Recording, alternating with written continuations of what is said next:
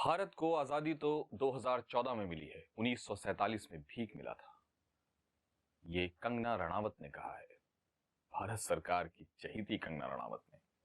मैं काशिफ पहल करता हूं पहल भारत पर। ये कितनी दुखदाई, कितनी बेशरम और कितनी देशद्रोही वाली बात है कि एक औरत जो ये बात बोलकर किसी को खुश करने के लिए गंदे से गंदा रास्ता इख्तियार कर रही है, पावर को, सत्ता को खुश करने के लिए, आज वो इतना नीचे गिर गई। अभी मैं आपको उसकी दो बातें बताऊंगा जिसको सुनकर आपको उससे नफरत हो जानी चाहिए एज ए ह्यूमन बीइंग। हमें किसके थॉट्स, आइडियोलॉजी से हम सहमत नहीं हैं, हम किससे सहमत हैं, ये बिल्कुल बहस का मुद्दा है, विचार विमर्श का मुद्दा है। इसमें कहीं पर भी देश और उसकी भावना, देशद्रोह और देशभक्ति की भावना नहीं लाई जा सकती है। ये औरत कह 2014 से मतलब है नरेंद्र मोदी, 1947 से मतलब है भारत की आजादी में हजारों लाखों लोगों का मर जाना, देश का विभाजन हो जाना, माइग्रेशन में इधर से उधर गए लोगों की हत्या हो जाना, बड़े बड़े नेताओं की कुर्बानियां, बड़े बड़े लोगों की कुर्बानियां, आम जनता, आम किसान, आम मजदूरों की कुर्बानियां, औरत मर्दों की कुर्बानियां, बच्चों का मर जाना। इस औरत ने उन सबको धता बता दिया। कहा वो झूठ था जो 1947 में हमें मिला। इसका इतिहास लिखा गया जिस पर दुनिया ने फख्र किया, जिस पर दुनिया के बड़े बड़े नेताओं ने कहा कि इतनी बड़ी ताकत को हरा देना अपनी एक अलग ढंग की लड़ाई से बहुत बड़ी बात थी। जिसको देखकर डेसमंड टूटू, जिसको देखकर कर्नल नासिर, जिसको देखकर दुनिया के और बड़े बड़े नेता, जो एकदम लेटेस्ट में मैं जो सबसे बड़ा नेता जानता हूं, आप सोच सकते हैं, साउथ अफ्रीका का वो नेता जिसने अपार्थाइड यानी रंग भेद के खिलाफ एक लड़ाई लड़ी, नेल्सन मंडेला। जो लोग प्रभावित हुए इन हमारी भारत की आजादी से, स्वतंत्रता संग्राम से, उन सब को इसने। अब आप खुद सोचिए, क्या ऐसी बात करने वाली औरत कभी भी देशभक्त हो सकती है?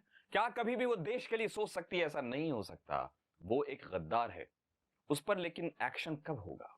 उस तरह का एक्शन की मिसाल बने कि कम से कम देश की जो संप्रभुता है, जो देश की अपनी प्रभुसत्ता है, जो देश का अपना, जो हमारे देश की अपनी डिग्निटी है, जिस पर हमारा देश खड़ा है, जो आइडिया ऑफ इंडिया है, उस पर अगर कोई हमला करेगा, उसमें दलगत राजनीति कहीं भी इन्वॉल्व नहीं होनी चाहिए। उसको कड़ी से कड़ी, सख्त से सख्त सजा मिलनी चाहिए।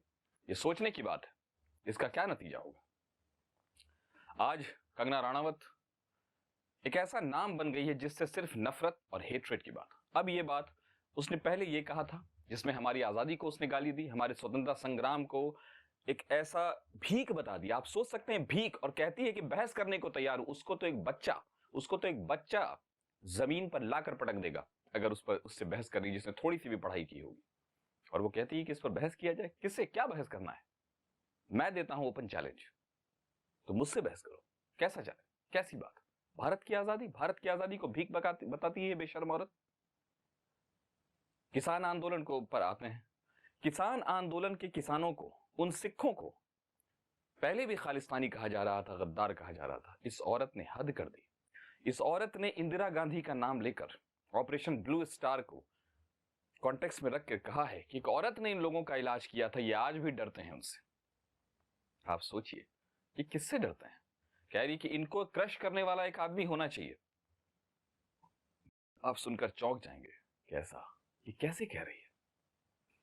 कंगना रणावत ने किया है। पहले मैं वो पढ़ देता, मुझे तो पढ़ने में भी शर्म आ रही है। मुझे लग रहा है जैसे एक क्राइम का बोध हो रहा है, लेकिन चूंकि पढ़ना जरूरी है, आपको बताना जरूरी है, आपको दिमाग में इन बातों को डालना जरूरी है। मसला देश का है। Khalistani terrorist may be arm twisting the government today, but let's not forget one woman, the only woman prime minister ने इनको अपनी जूती के नीचे क्रश किया था। No matter how much suffering she caused to this nation, she crushed them like mosquitoes, मच्छरों की तरह। ये बात हो रही है ऑपरेशन ब्लू स्टार की, आप समझ सकते हैं, जिसमें बहुत सारे सिख मारे गए थे। और फिर उसके बाद जो गुजरात मैंने बोल दिया, 2002 का दंगा, मैं 1984 की बात कर रहा हूं, जिसमें 2500 से 3000 सिख मारे गए थे। दिल्ली की सड़कों पर भूजे की तरह उनको भुना जा रहा था। उसके बारे में कह रही है, आप सुनते रहिएगा। At the cost of our own life, लेकिन देश के टुकड़े नहीं होने दिए। Even after decades of a death, आज भी उसके नाम से कांपते हैं ये मतलब सिख।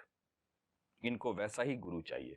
आप सोच सकते हैं, क्या ये लानत भरी बात नहीं है? क्या आपको नहीं लगता है कि इस औरत को कड़ी से कड़ी सजा मिलनी चाहिए, नफरत फैलाने के लिए, लोगों के बीच द्वेष पैदा करने के लिए? आप सोचिए, आर्यन खान को 25 दिन तक बिना किसी सबूत के जेल में रखा गया था, जिसका जो मुखिया था एनसीबी का, समीर वानखेड़े, जो खुद फ्रॉड निकला, साबित हो गया। नवाब मलिक की आप इस वीडियो में देख सकते हैं, उसने बताया कि किस तरह से फंसाया जा सकता है और फंसाया गया है। उस मामले को आप देख सकते, कैसे दोगली नीति अपना रही है संस्थाएं, कैसी दोगली नीति अपना रही है सरकारें। बात शाहरुख खान, बात कंगना रनावत, बात आर्यन खान की नहीं है, बात है हिंदुस्तान की, हिंदुस्तान के संविधान की, उसके आईन की, उसके कॉन्स्टिट्यूशन की, बात है हिंदुस्तान के वैल्यूज की, बात है आइडियाज ऑफ इंडिया के, भारत के राष्ट्र निर्माण की। बने रहिए पहल भारत पर, अब आपके सामने और भी ऐसी चीजें लाते रहेंगे, लेकिन आपका सपोर्ट हमें मिलता रहना चाहिए जैसे आज तक मिलता आ रहा है। बने रहिए।